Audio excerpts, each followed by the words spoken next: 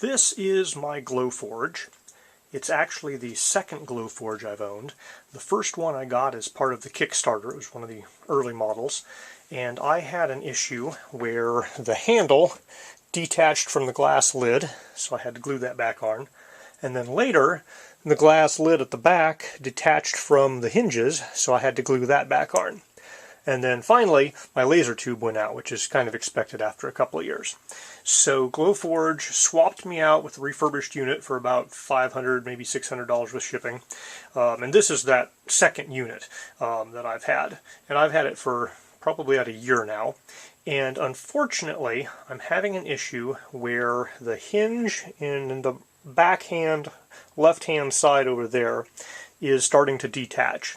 And you can see that there's a, the lid doesn't fully close here, and on the back it kind of pops up a little bit, and when I open it up you'll see kind of the gap in there. I'm trying to only open it up the one time here for fixing it. So they offered to repair this by swapping it out for another refurbished unit for about $1,100, but since the laser tube still works, and still works except for the hinge bit, and it's not under warranty, I'm going to try fixing it myself with the, $4 thing of epoxy. And I specifically got the mix in the nozzle epoxy because I want a nice nozzle to be able to put this in the gap, because it's a relatively small gap there. It's still attached on the right hand side. I'm going to try to fill as much of the gap as I can and then clamp it in place and hope that that will hold, and at least until the laser tube goes out. Okay, so I'm going to open this up once. If you watch carefully in there, you might be able to see the thing detaching. I'm pushing this down while I open it to try to keep this thing from, but you can see right here that guy, when I lift it, separates away from this piece of metal here. So I'm trying to not have it separate more while I'm trying to fix it. So I actually have this little clamp ready to go to try to kind of keep that in place while it's lifted up here. While I'm working on it, I am going to be moving the laser tube as far away as I can get it. I'm going to be covering that up with a piece of cloth and putting some stuff here, so if I do drip any epoxy, it'll drop down on a towel or paper towels so that I don't hopefully stick any epoxy I don't want it, any place I don't want it. Alright, this is the smaller 0.47 fluid ounce tube of epoxy. And I'm probably going to use at least half of this, I think, in there. We'll see how far it goes in. I also have extra paper towels and isopropyl rubbing alcohol to remove any excess epoxy. So they say do not twist, but snap. Looks like it got them both open. Place this on, turn 90 degrees to lock in place. Alright, and then when you push the epoxy, parts A and B mix in the applicator.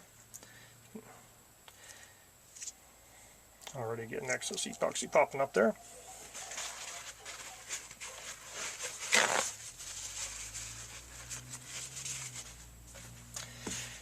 Alright, so let's do this thing.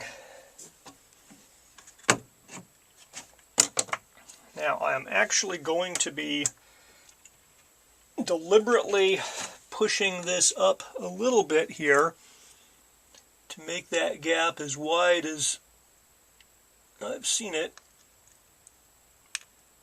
and then that will let me get this epoxy in.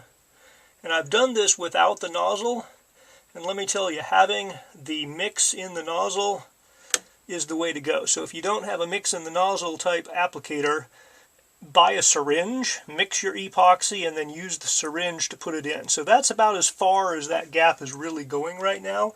So I'm putting a lot down at that end there. And this is why I have the towel over everything and the paper towels over everything, because, the epoxy might drip there. Now I am going to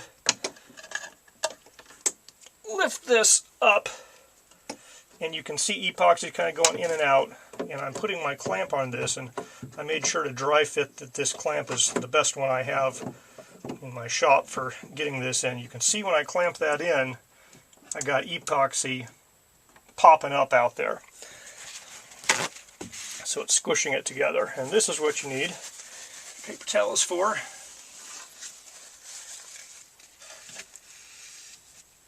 because you don't want that excess epoxy dropping inside somewhere or getting someplace it shouldn't be. Now it says clamp this thing within 4 minutes of application. It says it has a usable strength within 20 minutes. I'm just going to leave this thing for 24 hours. I'm just going to let it sit there clamped, and I'm not going to touch it for 24 hours. And then hopefully it'll be fixed and good until the laser tube goes out. Alright, so including the bubbles at the top and the plungers at the bottom, I've used less than half of this 0.7 ounce epoxy container here. So you don't need a whole bunch. I only had about 6 or so inches I could get it in on there. But I think even if the whole thing had popped off, this 0.47 ounces would be plenty for the entire back. Now the previous time I did this, my back panel, the glass, popped off the hinges enough such that one side wasn't really connected enough to really get it where I needed it to be, and so I didn't clamp it upright like this. What I did there is I spread a lot of epoxy over the whole hinge assembly and then put the glass down on top of it, and I tried to line it up with the back edge as closely as I could get it, and the side edges, and I just put some pieces of wood and some heavy weights on top, and those two hinges, they spring up. They have a little bit of upward spring force on them, and so by weighting down the back, the hinges were pushing up against the glass and the back was pushing down, and that was my clamping force for when I did this the previous time with the previous Glowforge. Luckily this time I caught it, this little bit here has only separated and that side was still good, so I'm hoping that the camera calibration and everything will stay pretty good, because the whole thing hasn't moved with respect to the rest of the body of the Glowforge too much. Okay, this guy has been gluing for more than 24 hours. Let's see how things held up. It's a little tighter here than it used to be, so I didn't get the alignment perfect. I suspect this guy was going down a bit when it glued on, but it still closes. This back here looks a little bit higher than it was, maybe, although this guy wasn't perfect, so this is just slightly proud. That looks pretty good. Don't see anything that would keep it from operating, however. So let's turn it on and give it a test.